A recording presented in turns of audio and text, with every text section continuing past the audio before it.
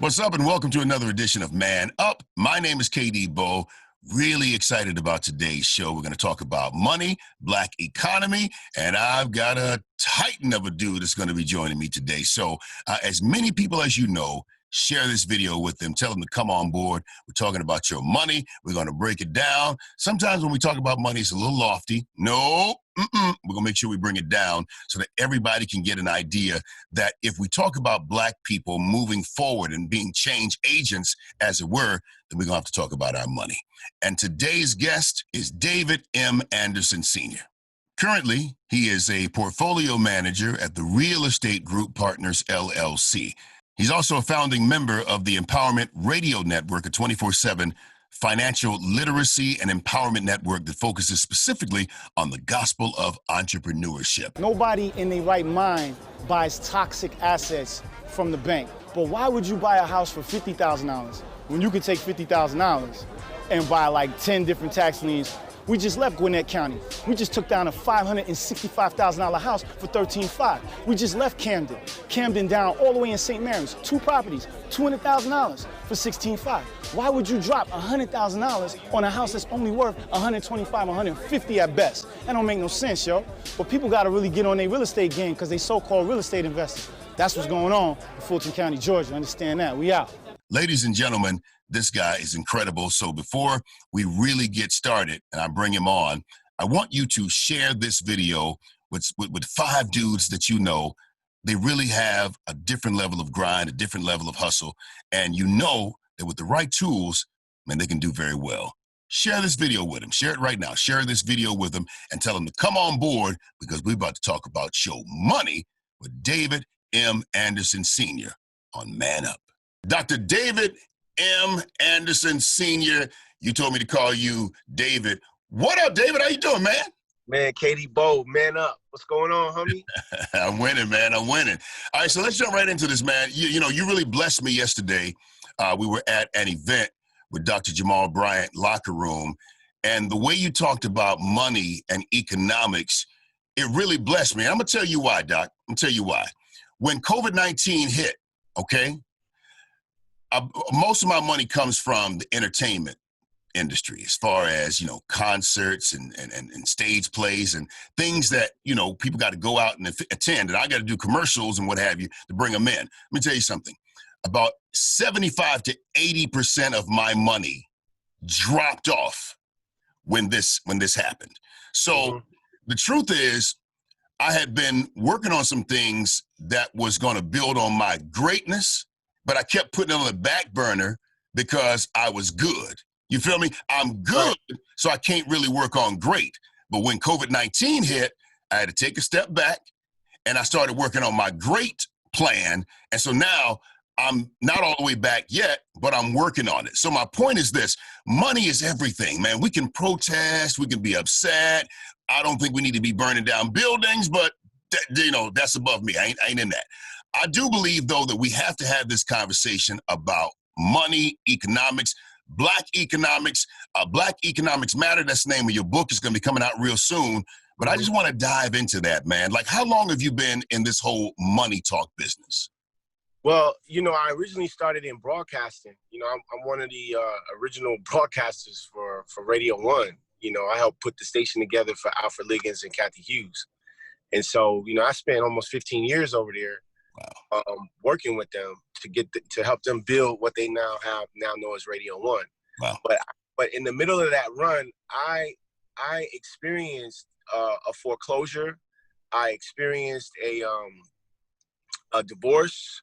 I experienced all of the crazy things that you could ever imagine, because as you know, with broadcasting, everything is heavily based off of doing events, and you know, then the promoters don't want to pay you your money and you got to wait for all this crazy stuff. So the long and the short, you know, being the DJ on BET's Rap City The Basement, you know, I had a situation go down where even though all these great things was happening, I'm on, you know, with Tigger and Rap City, and then I'm working with Miss Hughes.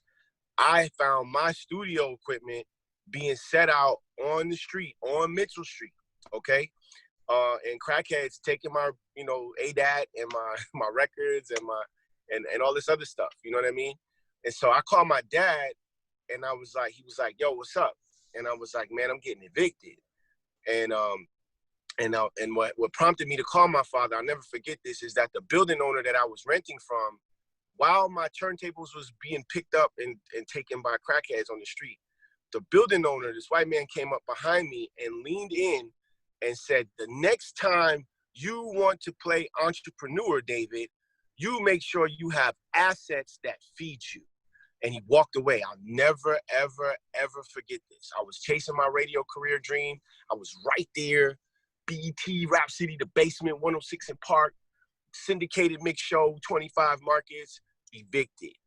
So when that man told me that, I called my pop and I was like, yo, I got to get into a different game because this radio thing is not paying me what I need to keep my family afloat. And, you know, my wife is, at the time, she wasn't trying to hear that. She left, blah, blah, blah. And so my dad was like, yo, what you gonna do? And I was like, yo, the dude that owned the building just told me the next time I go after, you know, any kind of dream that I have, make sure I have assets that feed me. And my dad said, whoa, and started laughing and said, that's heavy. And so I was like, Dad, that stuff funny, man.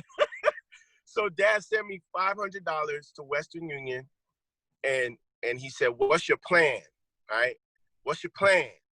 I said, I don't have a plan, but I think I want to go to the real estate school to learn how to get assets and build assets that feed me. So Dad sent me $500. This was in 2004, I think it was.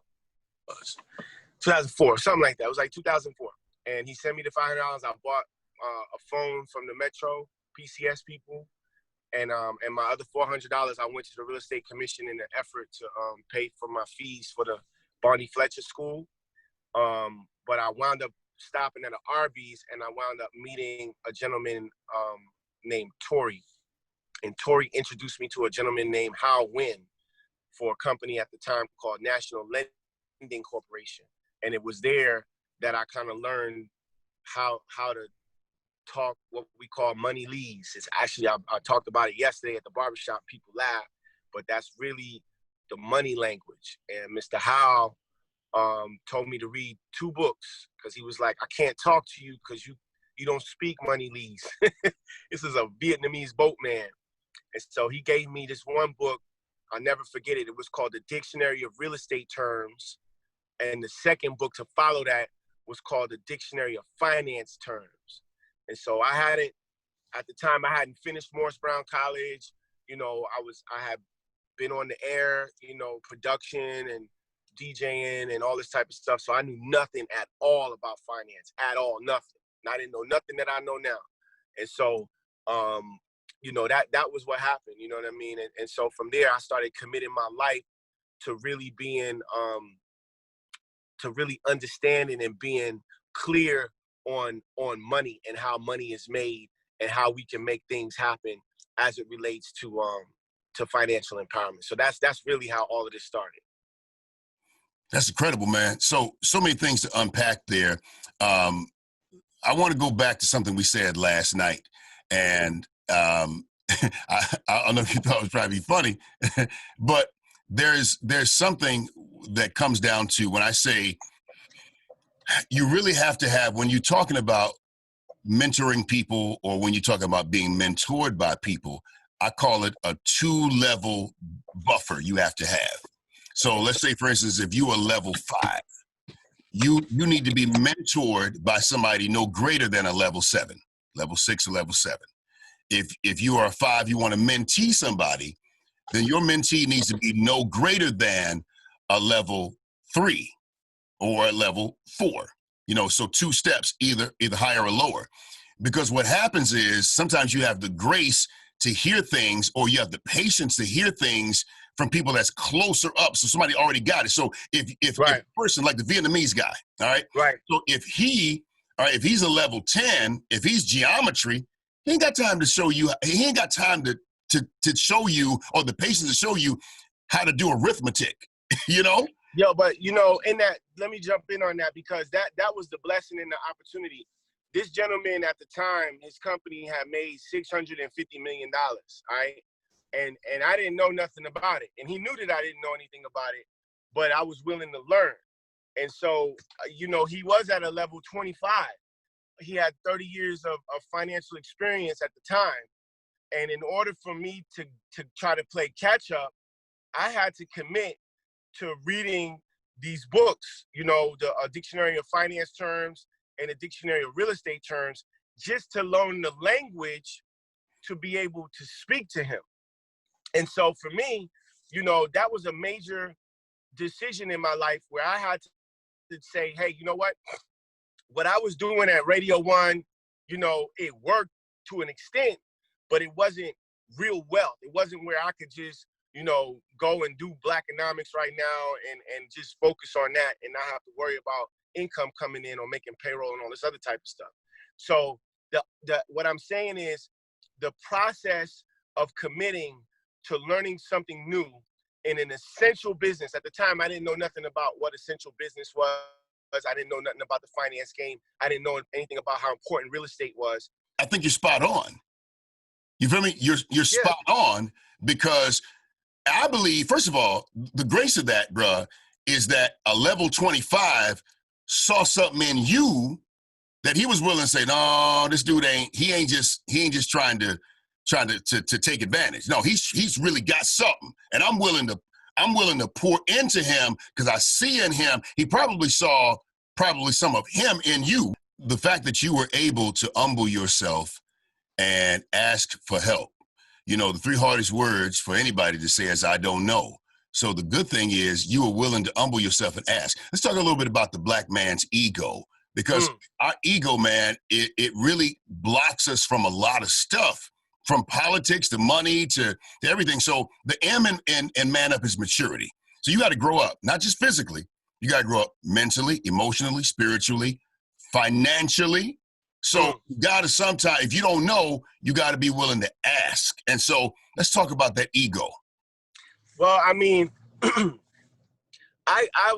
put me in a situation, like I said earlier, where, you know, my everything I was working for at the time was literally being taken from me, you know, and it, like, you to see Techniques 1200s run down the street and you can't even catch it, man. You talk about a humbling experience, you know what I mean? So, you know, like the other day, I bought some Techniques 1200s turntables on eBay just to do it, you know what I mean? For some Japanese kids. It was a classic MK3 edition, just to be like, yo, I could do it now. But at that time, I couldn't, man. 20 years ago, I could not. And so I had a humbling experience. I had one of these experiences where God sometimes has to sit you down so that he can talk to you, man, so that he can communicate with you. You know, God, that relationship is a communication thing. You know what I mean? Everybody talks about, well, it's a vertical relationship, it's horizontal. It's, yo, I need to tell you something and you're not listening. So he's going to figure out ways to compromise us to get his agenda handled. And that's what was happening to me, man. He had an agenda, he had a plan, he has one. And we have to reciprocate. We have to be quiet, be still, and listen. Problem is, a lot of that ego, when you look at the etymology in it, it's E and then G-O, meaning that you got to let it go. Ergo, ego. So, you know, we gotta get out of ourselves, man. We got to get out the way of ourselves and allow for the process for God to work on us. The black man has been reduced almost to the lowest common denominator, man. And it literally hurts my feelings to see where we are right now as black men. I believe like all of these challenges that's going on in our community right now are because of us. You know, we're not doing our part. We don't have enough money to take care of our women. So our women are dating outside of the race. Not to say that, you know, that's a problem or whatever. Love is love. But black men are not in a position to properly take care of black women. So that's why Serena Williams is looking for Common to do something, looking for Drake to do something. These brothers don't do nothing. They play the field. And now the greatest champion on the planet is with a technology cat who's outside of her race. And come on, man. So I'm not saying that she can't do that. She can love who she wants to love. But that is a direct example of brothers who are in the position financially, not stepping up to the plate, doing what they got to do because of ego and because of these other things that need to be addressed. So, you know, that's where we are right now, man. And so there's a lot of work that has to be done. There's a lot of mental health that needs to be done, because I can teach you how to make $1 million, but if you don't feel good about yourself, you're going to spend that money in the club, on rims, you know, tricking, you know, chicks. You're gonna mismanage it because you're not ready for the responsibility that comes with that. So, you know, black men need a lot, man. These younger black men be at homes with their mamas, and their mamas is flagging for them, and they don't want to work. Like, there's very few black men, young black men, the millennial generation, that can work a full 8-hour day, man, without being on the phone, being distracted, feeling like, oh, this is hard work. They don't want to do something. We got all kind of challenges right now, man. So what I've decided to do, what I've decided to commit to, is to just focus on the area of financial empowerment, black financial empowerment more specifically, because I just think that it's a lot easier to deal with challenges that we're having when the economics is in place. Once economics is in place, then we can start dealing with how you feel about yourself and, you know, all these other challenges that the black man has right now. We were talking last night, and you talked about a mortgage and how we need a direct paradigm shift as it relates to mortgages and getting in debt. And I thought that it was so unique the way you presented it, and even given the what you call it, the etymology of the word mortgage. Yeah. Let's break that down. Yeah, so in the book, in the Black Economics Matters, I kind of deal with, you know, 2004, when that situation happened that I explained earlier, to current, and it's currently 2020. And my situation then to now is totally different. And it's kind of like, man, if I would know what I know now at 45, when I was 25, you know, I would have just been in a really totally different situation. So I came up with some rules to entrepreneurship, some things that I think are critical for our development as black men. All right. So first, we have to acknowledge that our white brothers and sisters, our white counterparts, their economics is totally different from ours. We have to acknowledge this. We have to understand that the average white family joint income is like $150,000, and the average black family in America right now, post-COVID or during COVID, is negative 19.5. So we have to establish that. All right. Once we establish that, then we have to say, what are the strategies that we can use to build wealth? Because most of us have mortgages, most of us have car notes, most of us have student loans, most of us, if you're previously married, have some type of alimony payment, and then some of us have recreational toys like boats and, you know, slingshots and all this other crazy stuff. So most people are carrying between $250,000 and $500,000 of bad debt. And these are long-term debts. So I have come up with and it's nothing new. I mean, I'm on the YouTube, if you type in my name, you know, symposiums about this no mortgage strategy. I actually wrote a book about it in 2007, which was the first time that I ever bought a real estate tax lien certificate on September 4th, 2007. And basically what this strategy talks about is the mortgage and the etymology in the word mortgage. So mortifith, which is the root word of mortgage, means mortifith in Latin means death. And the second word is engaged. So it's a death engagement, right? And the oligarchs, the system, the powers that be, they push having a mortgage to be able to take care of your family, right? So if you want to be a man, put your lady in this house, and now you're a man. But what they do is they give you the term of 30, 40 years, amortized. So let's break that down. Amort means death. That's that mort, M-O-R-T. Amort. And then the Torais is slow. So the amortization schedule or your payment schedule, the amortized schedule is a slow death. That's what the hell that means, right? So we signing up for death engagements, and not only are we signing up for death engagements, but we're signing up for them to die slowly. So there's no way that wealth can be built. And what's crazy about this is that the Jews, and not to flip the script, but in Jewish benevolent law, because I kind of study what these people do, there's only 7, I'm very interested in their economic policies, because there's only like 7 million Jews in the world. There's 8 billion people, but only 7 million Jews in the world, and they control 98% of the world's wealth. Like I helped sign Lil Jon and the East Side Boys. When we went to go do that deal, it was done with a gentleman named Steve Gottlieb at TVT Records, okay? And then the next group that I put together, they Jewish. The next group that I helped was DJ Smurf and the Yin Yang Twins. They did the same deal with TVT, Steve Gottlieb, but then we further got them to Universal Group. And the decision maker at Universal Group was a gentleman named Avery Lippman. He was Jewish. So what I'm saying is all of the players, when it's big money talking on the other side of the table, they Jewish. So I'm like, yo, how are these people controlling 98% of the world's wealth? And so when we started to do the research and read their books and the Torah and the Talmud, they have systems in place for specific to money. And one of them says that Jews don't borrow. Jews are to be lenders and not borrowers. Wait a minute, that's in the Bible. So, but these people are taking it seriously. They're not just going to church, catching the Holy Ghost, running around the church, talking about, we love you, Lord. They're doing what God told them to do, right? The Jew in Jewish benevolent law, when kids become, male children become 13 to 16, they have bar mitzvahs. This is the entry of celebration into manhood. We don't have that in the Black community.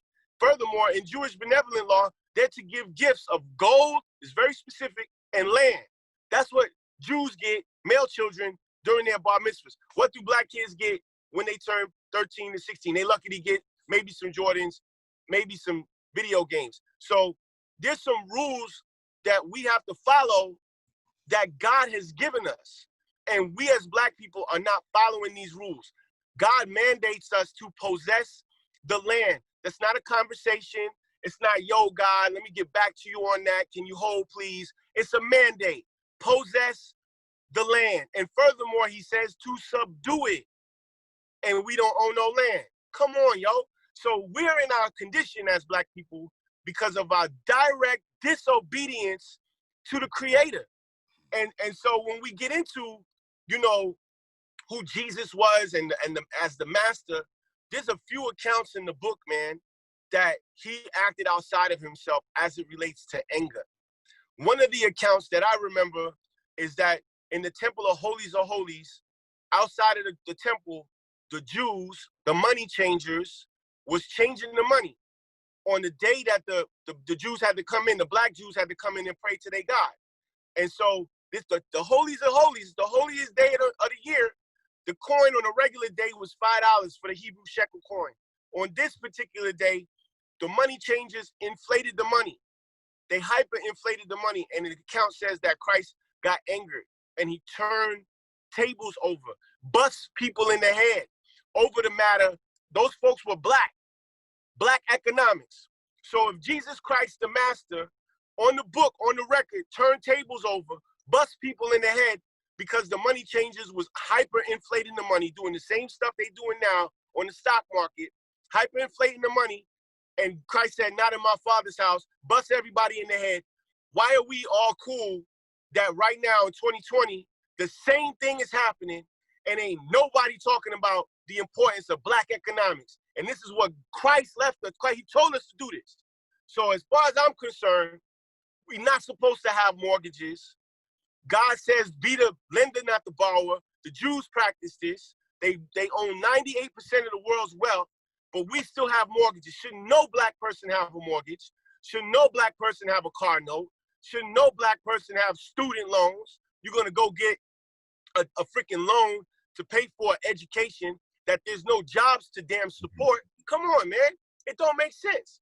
So we have to have a whole new approach in terms of the first 3 major purchases that we purchase in life.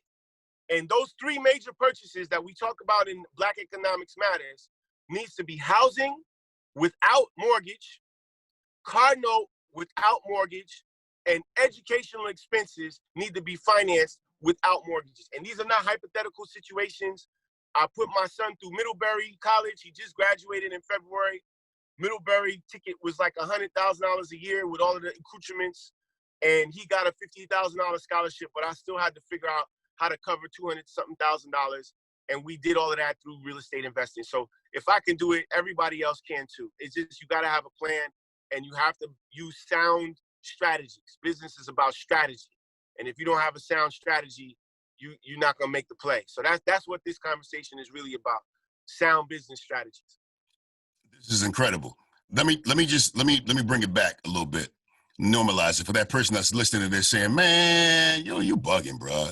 First of all, ain't nobody, listen, whatever you got, however that worked out for you, that's you. You are clearly the anomaly, whatever. But man, I got to get a house. I ain't got the money like you got, man. Hey, I just got my little stimulus check for $1,200. And you trying to tell me that I got to get a house with no mortgage? Let me share this with you. So I had a little situation back in the day with my son's mom, all right? And I found myself in front of a judge, and the judge, the other side, was moving on my right to house my children, the right to have access to my children. They were trying to, disrupt my right to my child's lives. And the impetus on the argument was that I didn't have proper housing for the children, all right? And so when I went out of, because of course, if you're going through some foolishness and you're in your primary residence, and then you have to exit your primary residence, you have a housing challenge. You have to figure out how are you going to get housing, all right?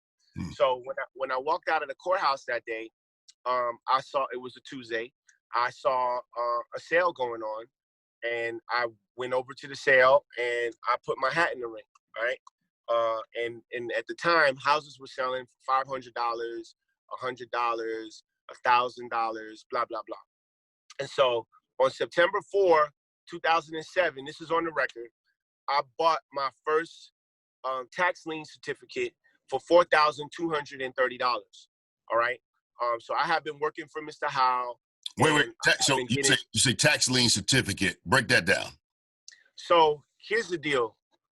The reason why we talk about the no mortgage strategy is because what we've been told is that the only way to buy a house is to go get your credit fixed, go to NACA, and to go get a loan from a bank. That's what they pushing on the radio, on all stations, okay? So what I saw with my own eyes when I came out of court was that wasn't the case. What I saw was a group of individuals who said, I want that, and they paid for it. And it wasn't hundreds of thousands of dollars. It was doable stuff. It was like $100, $1,000. So to answer the question, it prompted me to do some research on what type of sale that is. Everybody thinks that a foreclosure sale happens because the mortgage didn't get paid. That's untrue. There's like 30 different ways that you can foreclose in the great state of Georgia. And one of those ways is if you don't pay your real estate taxes. It don't have nothing to do with the mortgage. You could owe HSBC $1 million. If you don't pay Fulton County, they millage rate, they're going to put a levy on your house and the sheriff is going to sell it. Hmm. And so when I saw with my own eyes, the sheriff selling houses, like townhouses, 1,300 square foot, off of Campbellton Road, wasn't the best place to be, but it was mine. And it had upstairs, downstairs, and water and 2 bedrooms for the children. Then I'm like, yo, how can I go about this? Because at the time, my credit wasn't good. I couldn't support, the income and all that stuff. So I had to figure out something different. And so in having to be figuring something out different, an alternative, it actually became a solution because I was able to go back into court show a deed without a mortgage and defend my right to have access to my children in the court of law. You know, the other side argument is I'm unstable. I'm not able to provide financially for my children. My response is Exhibit A is a freaking deed with a book and page number on it. And there's no open liens attached to that, you know? And so it created a different type of conversation with the judge, and I wound up getting access to my children because I could provide, and I'm within 6 to 7 miles striking range for the school. So all I'm saying is that move right there was some powerful Black man type stuff. Because when someone's coming for you and you don't have that kind of information, how many other brothers didn't get their kids on that day? If I didn't do that, David Jr. wouldn't have graduated Middlebury. He wouldn't be a Fulbright scholar. He wouldn't be, working for the government on as an ambassador. You know what I'm saying? He's on some high level type stuff because I fought on that day to ensure that I could have influence in his life. So these strategies are very important. People come to I have clients right now in my office that are in similar type situations, and they're using these tax liens as because they don't know which way it's going to go in mediation, and so they're like, oh my God, $1 million clients made $1 million together, and now there's a divorce, and the wife doesn't know which way she's going to go. She's 50-some years old, might have to stay in a roommate situation. So it's all kind of scenarios that people go through in life that can be addressed with tax lien certificates, real estate tax lien certificates, because the fact of the matter is when grandma bought into the mortgage, stayed in the house for 40 years, just like the man said, paid it off 5 times, and that grandma's deceased, she done passed on, went on to glory, and the property is being left to these Day and John, and Day and John don't have enough capacity to pay the real estate tax on the house. So what happens? The house goes to the sale, and people buy the house and sell it, and they get the equity. So it's not right, man. Something has to be done about it. So we created a business to get in the middle of that transaction because it's just too much equity at stake that's just going to people that don't look like us, and they're taking that equity and they're building their families. So we just have to get about our business, man, about alternative means to getting things done. It's just like I told you yesterday with the car situation. People need cars. I remember when my son was home, he would take my car and not necessarily ask permission. He would just take the car.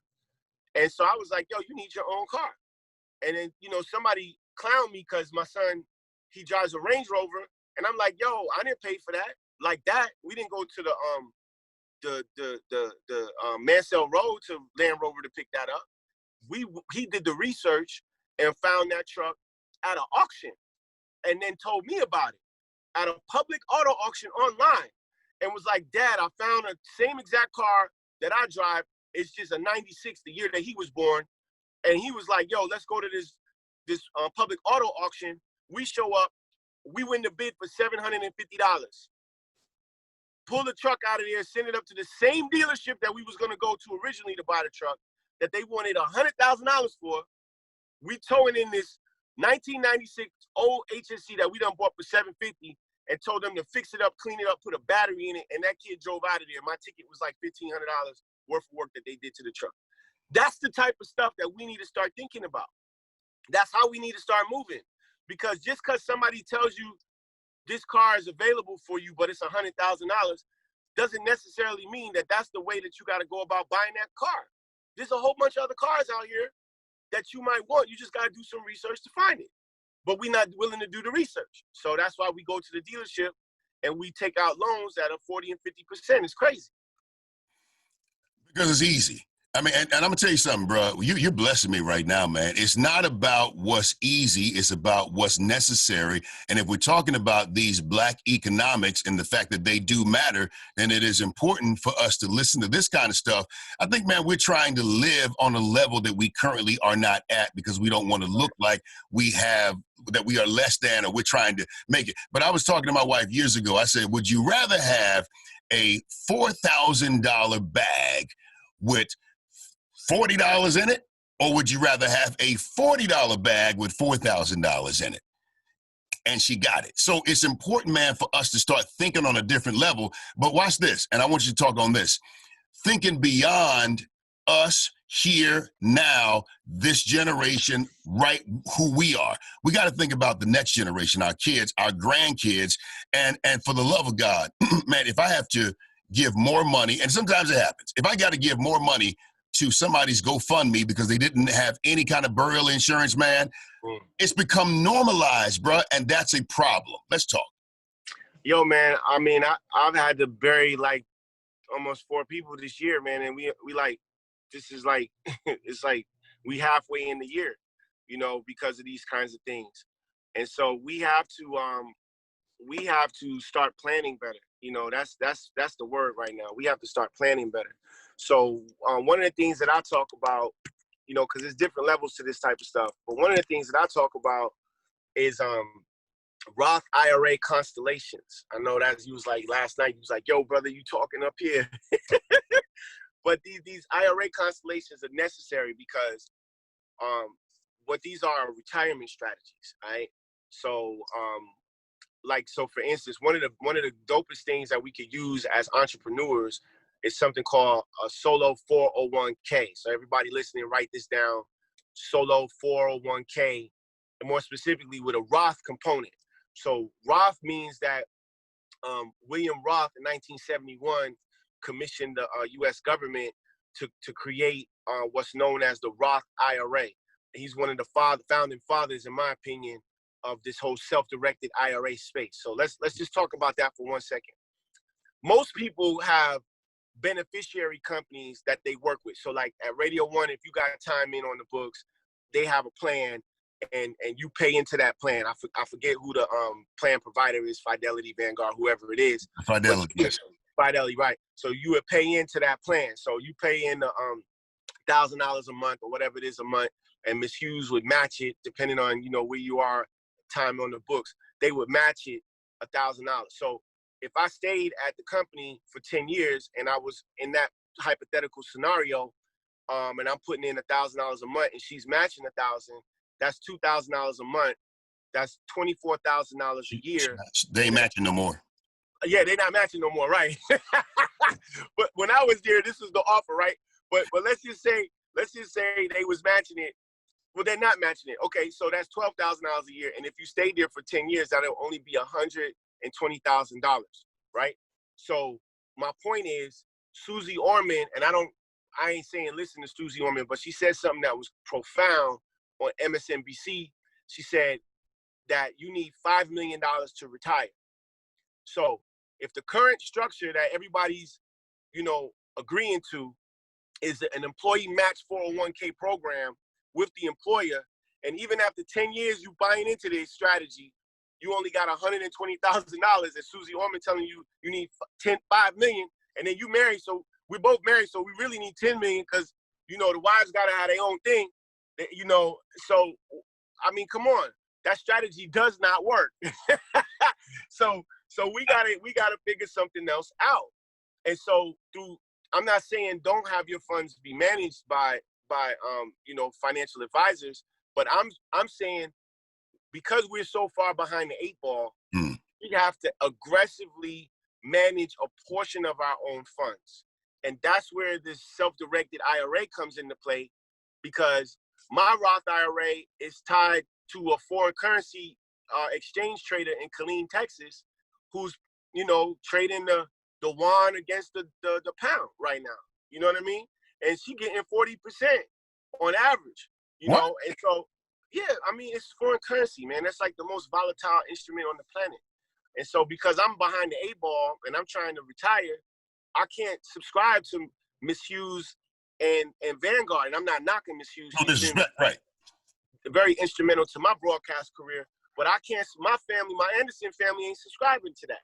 We got to do something super aggressive, you know? And so in my household, I'm hedging my bet between Forex trading and real estate investing, you know? So I don't put everything on the Forex, but I put a little bit of something on it. And I have my trader trade through my Roth IRA so that all of my gains go back into a tax-free environment. So So that to me is an aggressive strategy that I've implemented and deployed so that I can get up to where I need to be so that I can retire. You know, and so those are the types of conversations that we need to start having.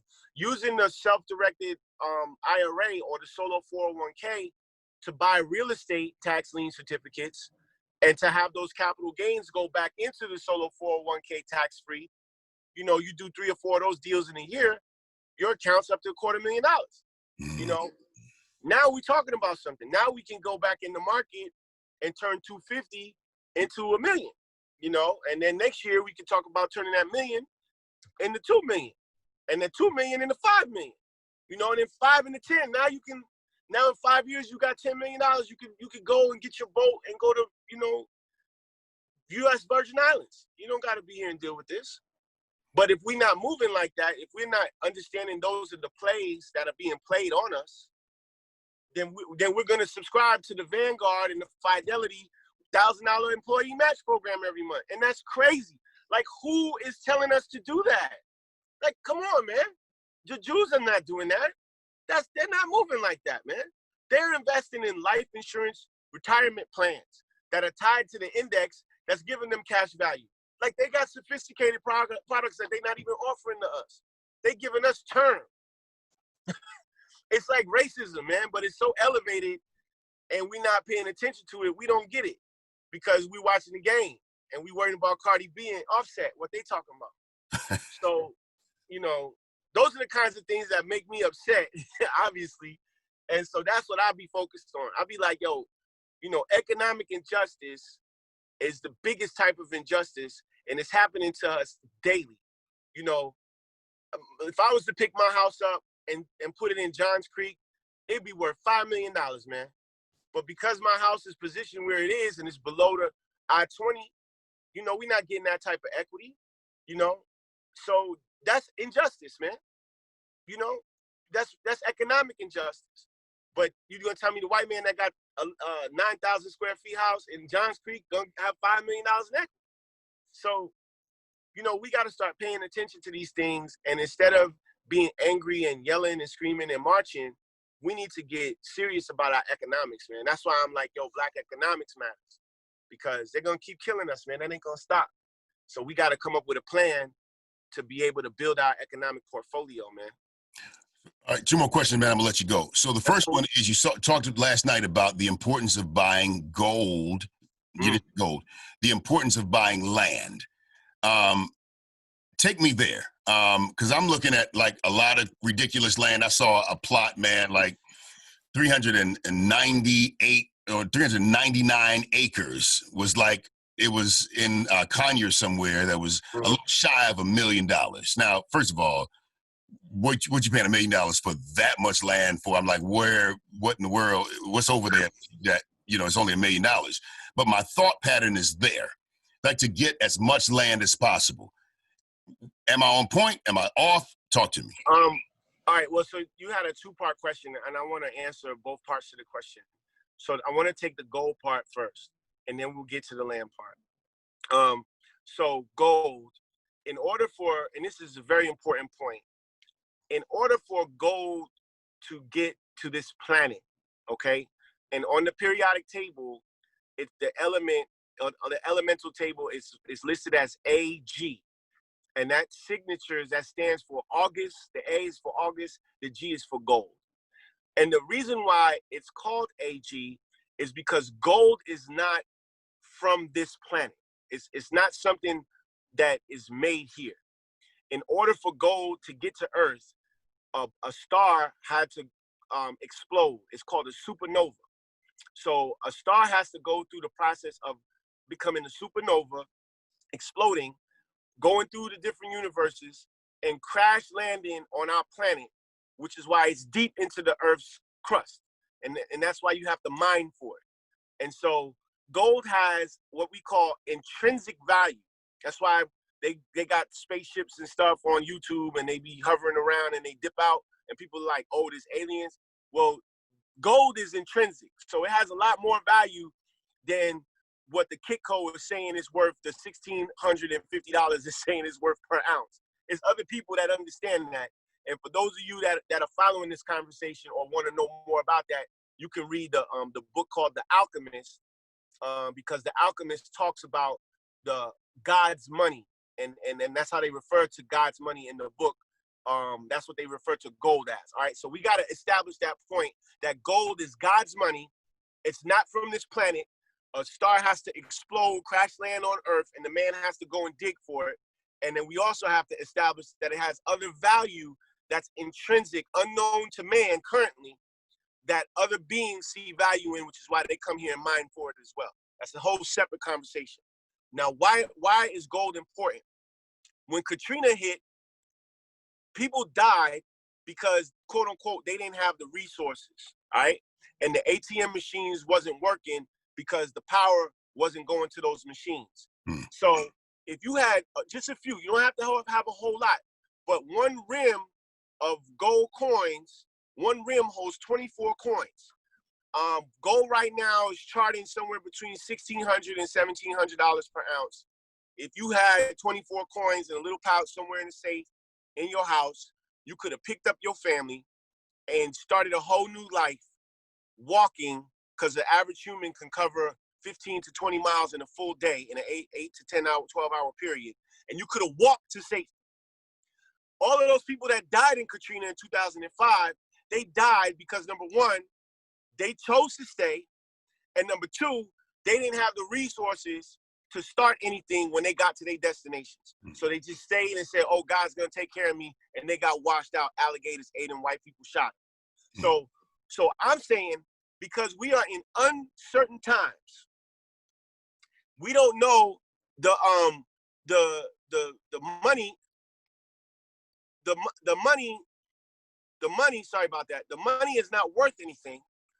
And then furthermore, Russia and China have gotten together on a whole nother level and said they're now going to start backing their currency with gold, which means that the United States dollar is not backed by gold, okay? So with that being the case, we as Black people, in my opinion, my humble opinion, respectfully, should have access to gold coins because it's God's money, okay?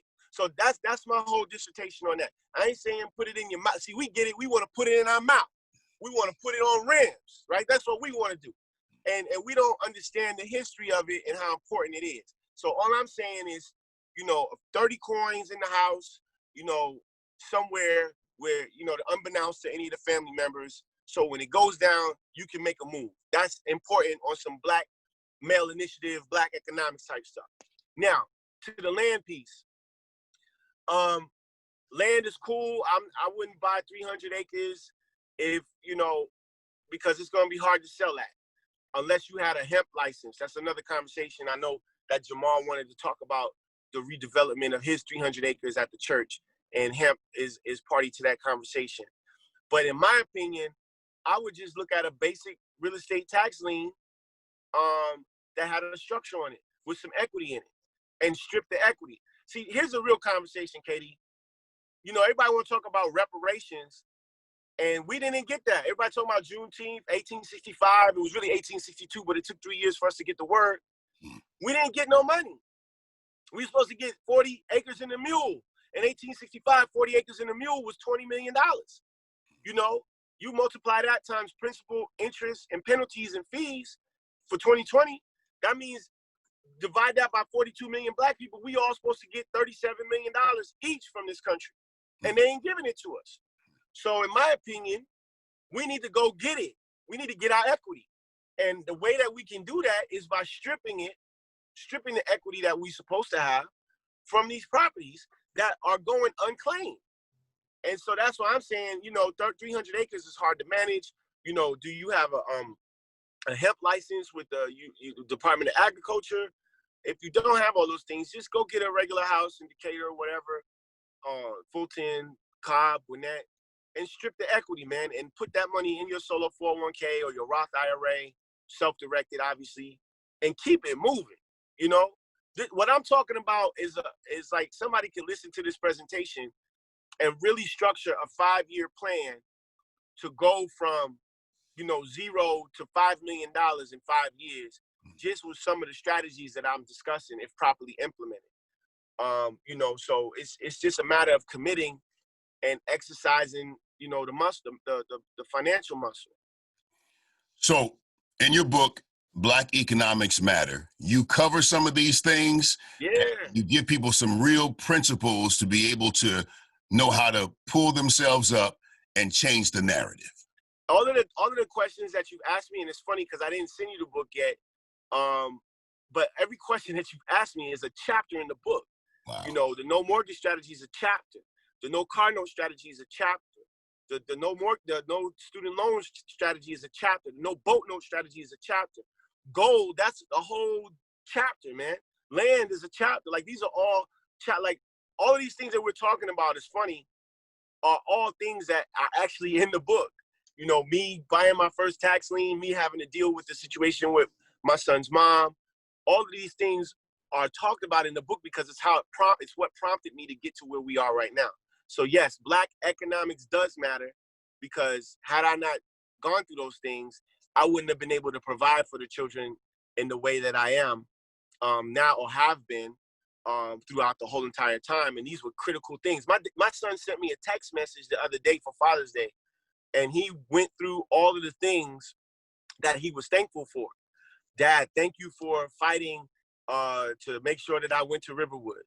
Because at the time, not to put the business in the street, but we had a dispute between what school the child was going to go to. The other side wanted to go to Westlake.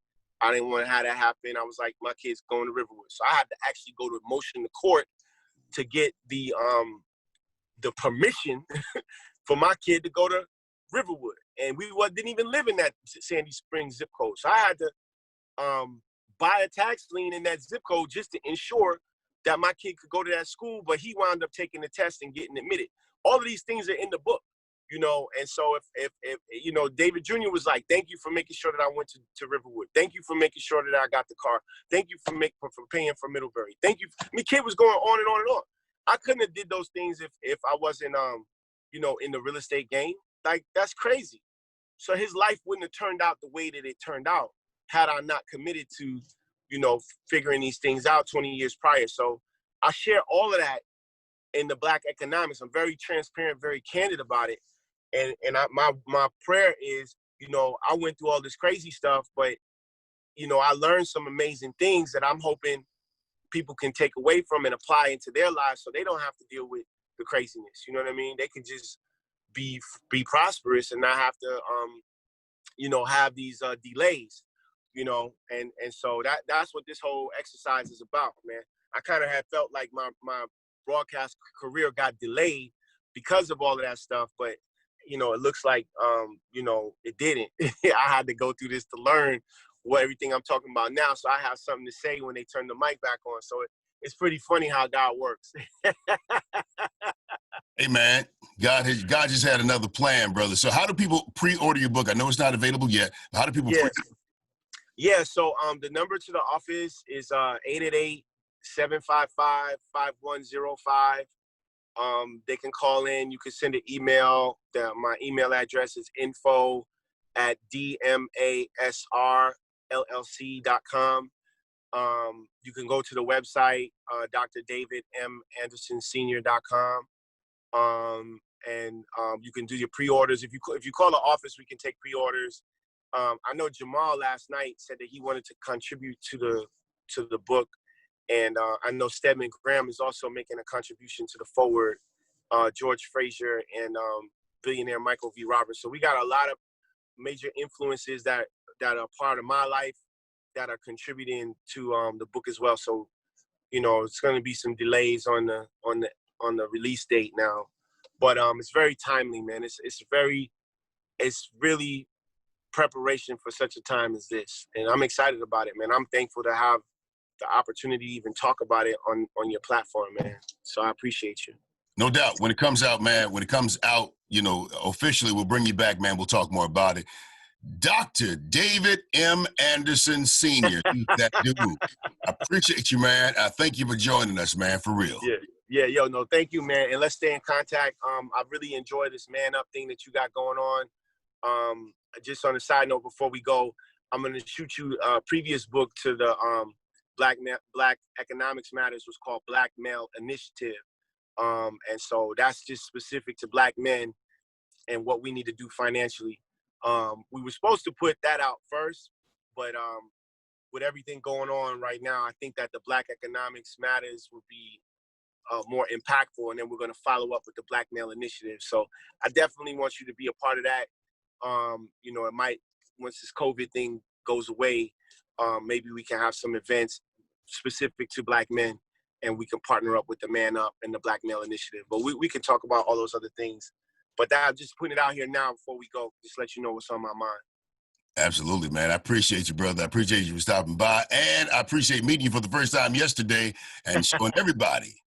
Well, we actually had met before through some radio events. I don't know, it was like either AURN or one of these conferences a while back, but I wasn't in the headspace that I'm in right now. You know what I'm saying?